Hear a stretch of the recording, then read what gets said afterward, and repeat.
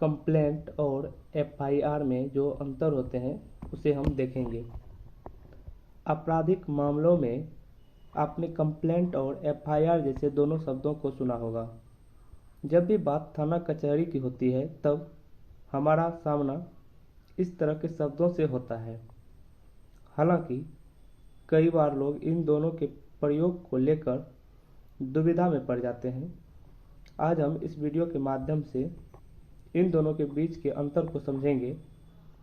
आपराधिक मामलों में कंप्लेंट और एफआईआर दोनों ही ऐसे शब्द हैं जिनका सामना अक्सर थाना कचहरी में होता है। दोनों ही शब्द पुलिस में शिकायत करने को लेकर हैं, लेकिन कानूनी रूप से ही दोनों का अर्थ एक दूसरे से अलग है। कई बार लोग अक्सर इन दोनों शब्दों के इस्तेमाल को लेकर दुविधा में पड़ जाते हैं और इन दोनों शब्दों का इस्तेमाल एक दूसरे की जगह कर लेते हैं, जबकि दोनों शब्दों का अर्थ और इस्तेमाल अलग अलग स्थितियों में होता है। जैसे पहला हम कंप्लेंट के बारे में देखेंगे। कंप्लेंट आपराधिक मामले में कंप्लेंट वह है जो किसी भी नागरिक द्वारा पुलिस को की जाती है। इसके तहत अपराध के बारे में पुलिस को जानकारी दी जाती है। साथ ही कंप्लेंट की तरीका मौखिक या लिखित दोनों ही हो सकता है। आमतौर पर कंप्लेंट किसी भी पीड़ित, प्रत्यक्षदर्शी या फिर किसी तीसरे व्यक्ति द्वारा की जा सकती है। वहीं दूसरी तरफ एफआईआर यानी फर्स्ट इंफॉर्मेशन रिपोर्ट होती है, जो कि कंप्लेंट के आधार पर दर्ज की जाती है। जब भी पुलिस के पास कोई व्यक्ति कंप्लेंट करता है तो पुलिस द्वारा आधिकारिक रूप से एक एफआईआर दर्ज की जाती है, जिसका आधिकारिक रिपोर्ट रखना होता है। इसमें कंप्लेंट करने वाले व्यक्ति, आरोपी और अपराध से जुड़ी जानकारियों को शामिल किया जाता है। एफआईआर दर्ज करने के बाद ही पुलिस आगे की जांच करती है। सीआरपीसी के तहत एफआईआर दर्ज करनी होती है।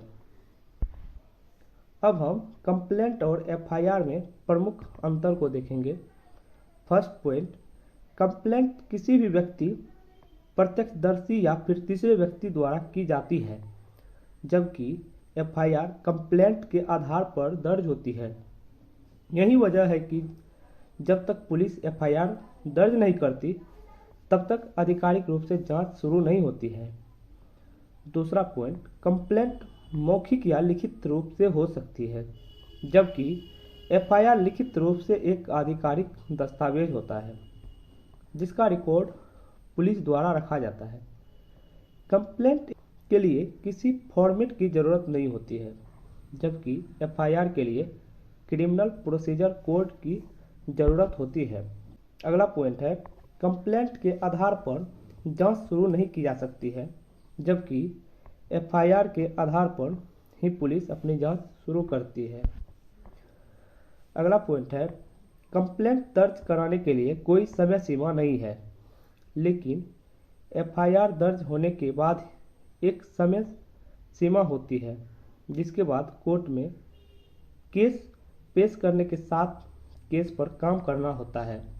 लास्ट पॉइंट, कंप्लेंट देने पर जरूरी नहीं है कि एफआईआर दर्ज हो, लेकिन अपराध की गंभीरता को देखते हुए सीआरपीसी के तहत एफआईआर दर्ज करनी होती है।